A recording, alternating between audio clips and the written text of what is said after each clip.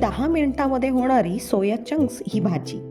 कांदा टोमॅटो चिरणे 5 मिनिटे आणि शिजण्यासाठी 5 मिनिटे, इतकी ती जलद होते आणि वेगळ्या चवीची अशी ही भाजी आज आपण पाहणार आहोत. जर हा व्हिडिओ तुम्हाला आवडला तर व्हिडिओला लाईक करा, चॅनलला सबस्क्राईब करा आणि बेल आयकॉनवरती क्लिक करा. आपण गरम उकळत्या पाण्यामध्ये 1 वाटी हे सोया चंक्स टाकून घेऊया. गॅस बंद करूया आणि हे 10 मिनिट झाकून ठेवू. 10 मिनिट झालेले आहेत. आता हे आपण उघडून पाहूया. हे अशा पद्धतीनं झालेले आहेत. आता हे आपण काय करूया, पिळून घेऊया आणि एका पातेल्यामध्ये दुसऱ्या काढून घेऊ. थंड झालेले आहेत सोयाबीन जे भिजत घातलेले होते 10 मिनिट, ते आता आपण काय करूया की पिळून घेऊया. म्हणजे पूर्ण त्याच्यातलं पाणी जे आहे ते पाणी असं काढून घ्यायचं आहे. अजून थोडे ते गरमच आहेत. अशा पद्धतीने हे पूर्ण त्यातलं काय करूया की पाणी काढून घेऊया आणि नंतर हे आपल्याला मिक्सरमध्ये फिरवून घ्यायचं आहे. हे सोया चंक्समधून आपण पिळून जे पाणी काढलेले आहे ते नंतर आपण भाजीमध्ये थोडेसे ओलाव्यासाठी आपण वापरणार पण आहोत. मिक्सरच्या भांड्यामध्ये आता आपण हे घातलेले आहे आणि हे थोडेसे बारीक करून घ्यायचं आहे. एकदम बारीक नाही करायचं आणि एकदम जाडसर पण ठेवायचं नाही, असं मध्यम असं बारीक करून घ्यायचं आहे. कढईमध्ये 2 चमचे तेल टाकून घेऊया आपण. तेल तापलेलं आहे. त्याच्यामध्ये आता आपण लसूण टाकून घेऊया. त्याच्यानंतर आले पण टाकूया.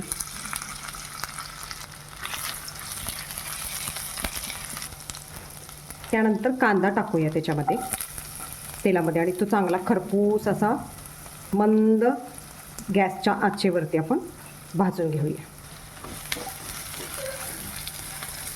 सोयाबीन जे आहे ते शरीरासाठी खूप पौष्टिक आहे की ज्याच्यामध्ये भरपूर प्रथिने असतात आणि तसं सोयाबीन खाण्यामध्ये येत नाही. तर ही सोया चंक्सची जर भाजी करून जर खाल्ली किंवा मुलांना टिफिनमध्ये जर दिली तर ती अत्यंत पौष्टिक असा टिफिन होईल असं मला वाटते.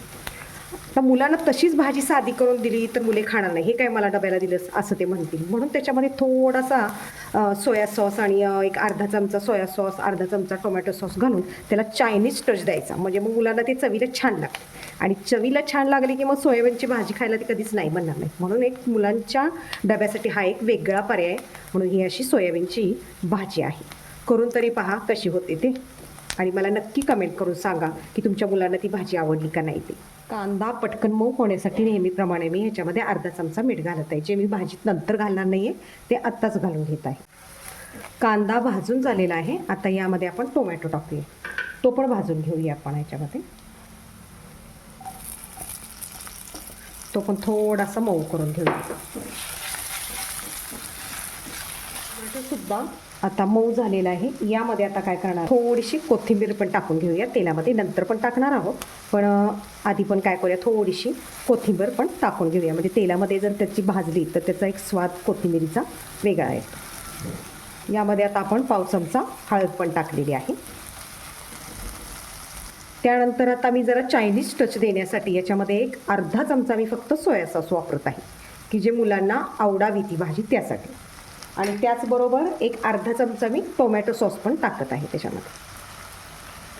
अशा पद्धतीने मी त्याच्यात काय केलेलं आहे की सोया सॉस पण टाकलेला आहे आणि अर्धा चमचा सोया सॉस आणि अर्धा चमचा टोमॅटो सॉस. जरी तुम्ही टोमॅटो केचप जरी तुम्ही टाकलं तरी चालेल. फक्त मुलांना आवडीसाठी आपण हे करायचं आहे. आता यामध्येच मी तिखट पण टाकून घेते. 1 चमचा मी तिखट घेतलेलं आहे. तुम्हाला जर जादा तिखट हवे असेल तर तुम्ही ते घेऊ शकता. यामध्ये आता आपण हे जे आपण सोयाबीन चंक्स होते जे मिक्सरमध्ये बारीक करून घेतलेले ते सगळे याच्यामध्ये टाकून घेऊया आणि हे सर्व काय करूया की आपण मिक्स करून घेऊया भाजी. अशा पद्धतीने ही भाजी जी आहे ती जास्त वेळ नाही करायला लागत, पटकन होते. कारण ती आधी आपण 10 मिनिट भिजत घातलेलीच होती आणि त्याच्यानंतर ती आता आपण अशी वाफवल्यानंतर ती पटकन होऊन जाते.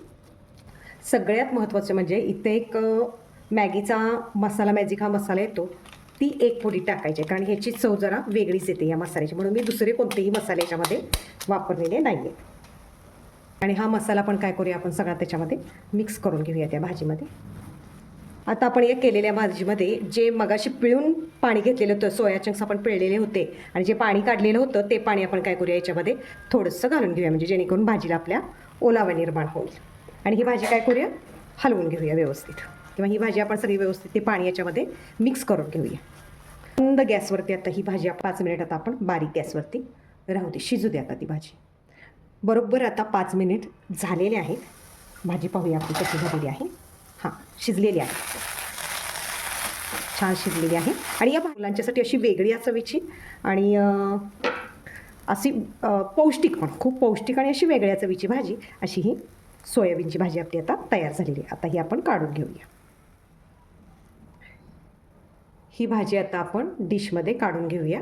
खूप सुंदर लागते ही भाजी चवीला. म्हणजे चायनीज जे मुलं खातात त्यासारखी थोडक्यात, म्हणजे थोडी त्यासारख्या चवीचीच ती लागते. अशा पद्धतीने ही आपली सोया चंक्सपासून बनवलेली पौष्टिक अशी भाजी, जी चायनीजसारखी चवीला लागणारी बनवलेली आहे. तुम्ही नक्की करून पहा आणि मला कमेंटमध्ये सांगा ती कशी झाली आहे.